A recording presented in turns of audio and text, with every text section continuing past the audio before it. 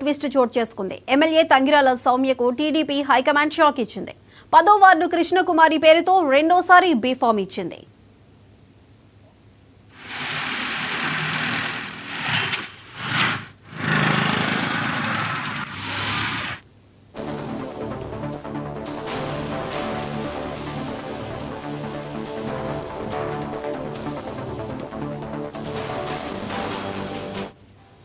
Nandigama municipal chairman ఎన్నికల్లో twist చోటు చేసుకుంది. ఎమ్మెల్యే తంగిరాల సౌమ్యకు టీడీపీ హైకమాండ్ షాక్ ఇచ్చింది.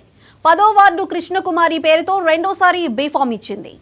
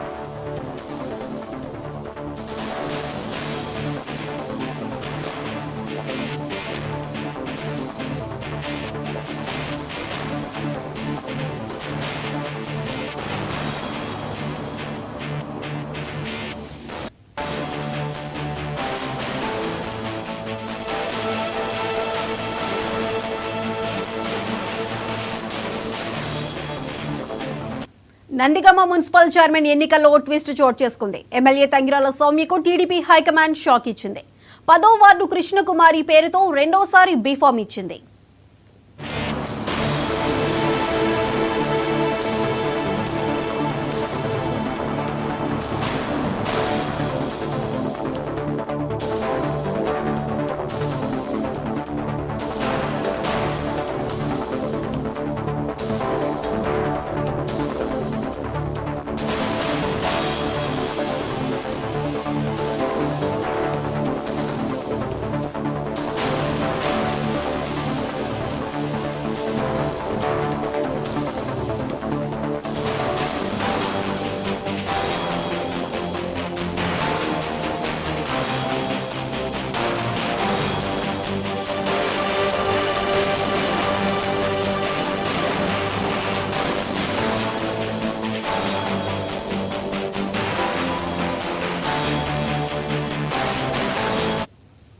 నందిగామ మున్సిపల్ చైర్మన్ ఎన్నికల్లో ట్విస్ట్ చోటు చేసుకుంది. ఎమ్మెల్యే తంగిరాల సౌమ్యకు టీడీపీ హైకమాండ్ షాక్ ఇచ్చింది.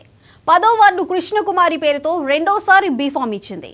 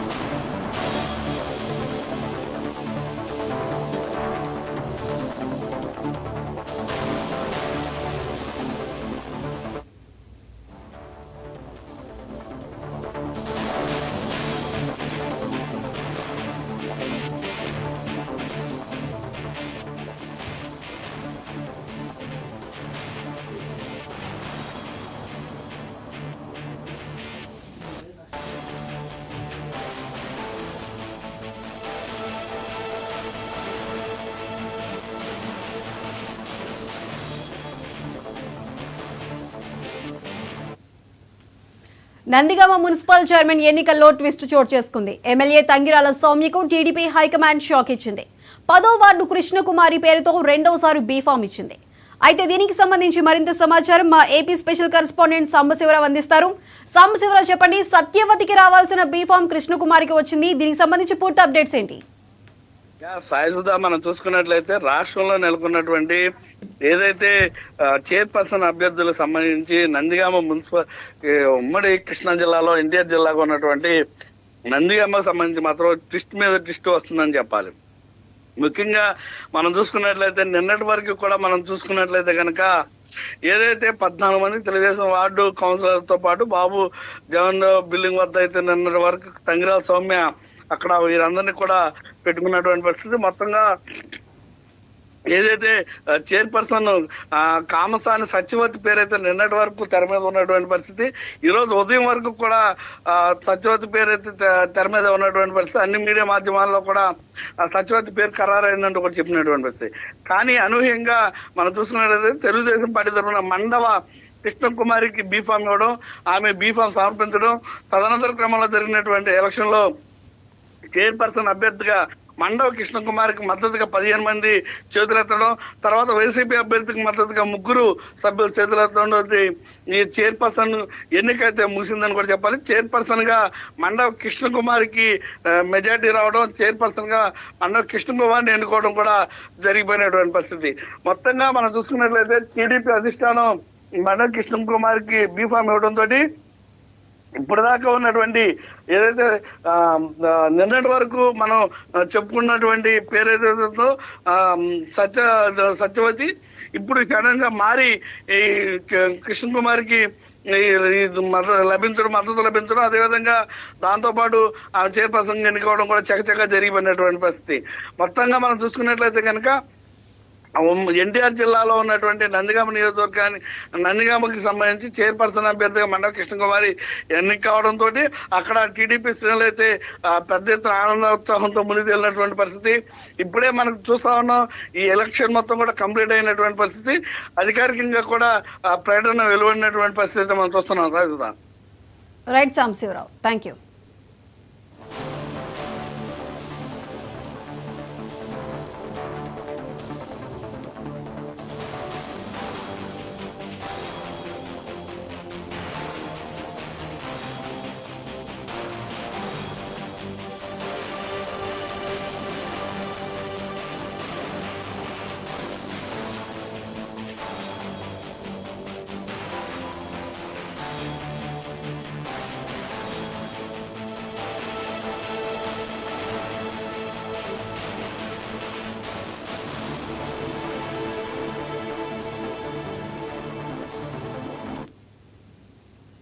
తిరుపతి డిప్యూటీ మేయర్ ఎన్నికపై ఉత్కంఠ నెలకొంది. ఎస్వీ